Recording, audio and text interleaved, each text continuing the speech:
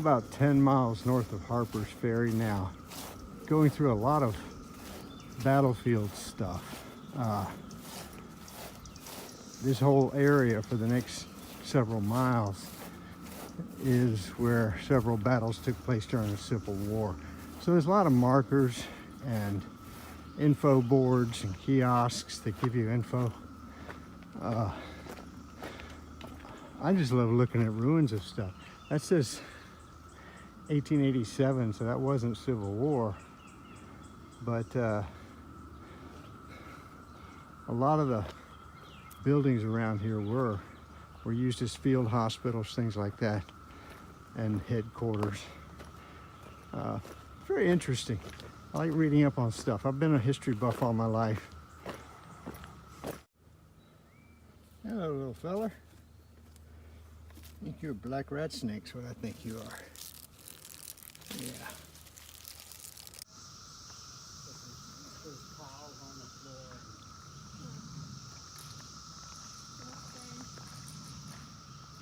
That's a cicada. Yeehaw. Yeah. No, I mean, it's just... How often do you just walk through the woods and come across oranges, or mandarin oranges, sitting on ice and tubs of beer and Mountain Dew, and a garbage bag to lighten your load a little bit? That's pretty cool. Thank you, whoever did this. I took advantage of the oranges and stopped short of grabbing a beer. Last time I grabbed a beer, by the time I opened it that night, it was so shook up, it took 10-20 minutes to settle down before I could actually get the bottle completely open. So I'll pass on carrying beer today. And I don't like to hike on a beer stomach.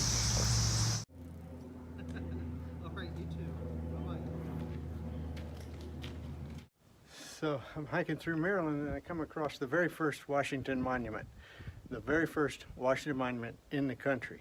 Built in 1845, I believe it was. And from up here, you can see Virginia, West Virginia, Maryland, and Pennsylvania in all directions. It's 37 steps to the top. That's nothing compared to what I did before I even finished breakfast this morning. It's a clear day. It's nice.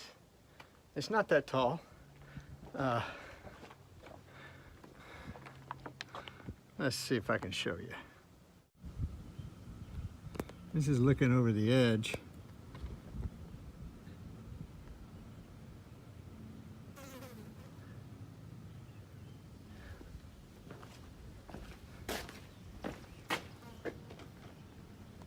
That's where I came from, I think. Appalachian Trail comes within 100 yards of this. It's worth a stop. Pay a little respect to the man that should be everybody's favorite president. He had it, and he voluntarily gave it up when they wanted him to keep it. God bless him. I stand corrected. It was 1827, not 1845. So it is almost 200 years old.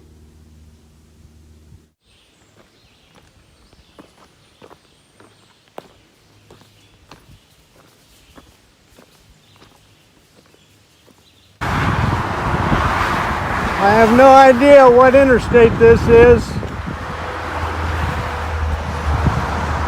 We're still in Maryland. Good morning.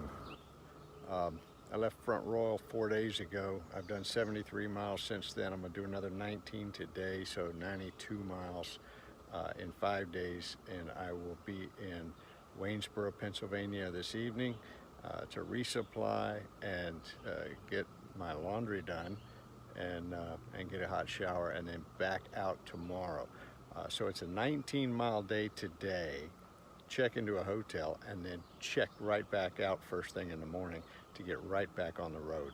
I am vowing not to take any zeros as long as humanly possible, and the point is I want to get as many 20-mile days and 19-mile days and 18-mile days in as I can, so that when I get to New England and things slow down to 8 and 10-mile days, my average will be able to handle it. So it's get in, get out, nobody gets hurt, get resupplied, and don't goof around. Here at the Cobblestone Hotel, the washer and dryer cost $1.25 each and $1 for the Tide Pod. Like I said, you can get your laundry done just about anywhere for less than $5. It's always worth it, okay? It's in the workout room, which is a bonus because you can sit there on that bicycle and pedal. That way your legs can get a good workout. Here's a surprise for you. I've always taken the insoles out of my shoes and washed them and dried them along with my laundry. Not been a problem ever until this time. Maybe the dryer was a little too hot. I don't know. But this is my insole and this is the size of my shoe.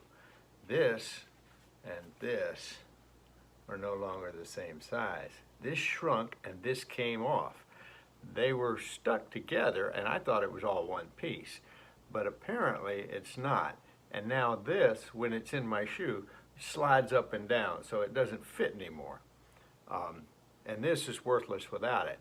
So for the next couple of days, I'm going to be hiking without insoles in my shoes at all. So just a word of warning. I've got shoes coming in Mechanicsburg, Pennsylvania, and I should be there by Thursday. Today is Tuesday.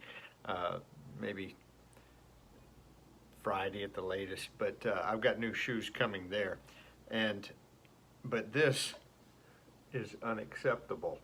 I can't hike with these in my shoes. So just a word of warning, if you decide you want to dry out your insoles, which I do recommend pulling them out every night and giving them a chance because it helps air them out and it helps dry them out quicker. And it rained pretty hard on me yesterday, but don't throw them in the wash and dryer. Or if you throw them in the wash, don't throw them in the dryer. Yesterday I got caught in a storm, and I ended up getting off the trail when the storm was over. But this is the kind of stuff that is left behind when a storm blows through here. I'm in Pennsylvania right now, near Waynesboro. I just got back on the trail this morning and I haven't gone 100 yards in and I come across this. This is a blowdown that has covered the trail, and it's the kind of stuff I was looking at a lot yesterday. When I was hiking in the storm, dead branches were falling down all around me, and that was unusual enough. But this morning, it looks like it's going to be a challenge just to go down a normal trail. I'm going to have to fight my way through this mess. Okay, that was successful. But you can see all the small debris that's laying here. That lets you know there's some big debris in the trail to come. Here's another tree that just kind of exploded and landed right across the trail, huh? I'm glad I wasn't on this particular part of the trail yesterday, but I wasn't more than a mile from it. Here's one that blew down yesterday. This one's known as a widowmaker. Glad I was nowhere around when this happened. Blowdowns on this thing have been incredible. I haven't even pulled my phone out for most of them because it's still raining and I don't want to ruin it. But you can see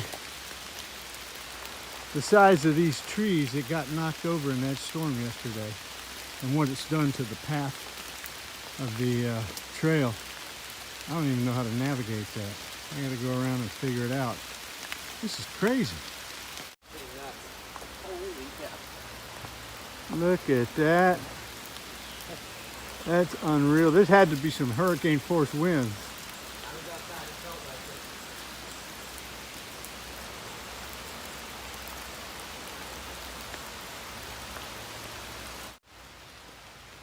The only thing that could have caused this kind of damage is a tornado. Trying to make it. This is the trail.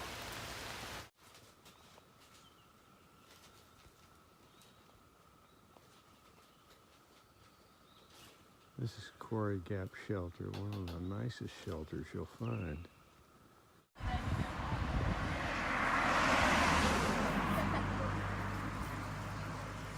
Trail Magic by the Appalachian Long Distance Hikers Association. Hot dogs, coffee, lemonade, snacks. Yeah, no, they're an acid food. So you threw, And then they're going to Hawaii. We're gonna be on Survivor. Hello! We got Survivor. How you doing? hello, you through hiker? I am indeed. Well, you're almost halfway. Almost halfway. Yeah, just 1000 and 100. 1100.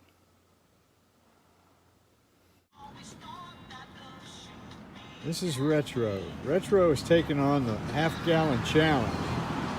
If he eats a half gallon, he gets a wooden spoon. Which is weird because, you know, every time growing up that I got a wooden spoon was in a totally different manner. This is the Appalachian Trail Museum at the halfway point, or kind of the halfway point. It's closed, so I didn't get to go inside. I would have liked to. It's going to be interesting. Glad I lost weight. Okay. Let's see if I can do this without taking my pack off. I don't think so. This is a squeeze. Ah.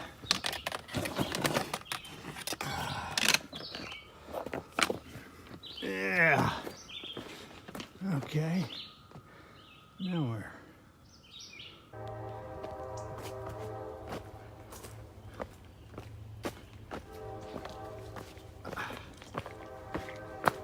So cool to emerge from the woods and find yourself in farmland.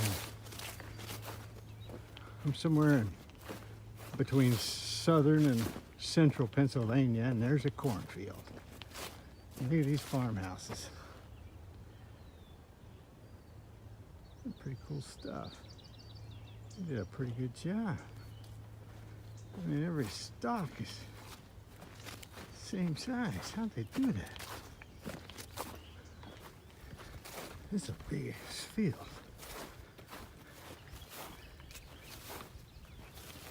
I came out of the woods way over there and had to walk all the way across and now up. Oh, look at that, a deer right in the middle of the hayfield. That is the coolest thing. He's looking right back at me. Oh, there's more than one. There's two of them there.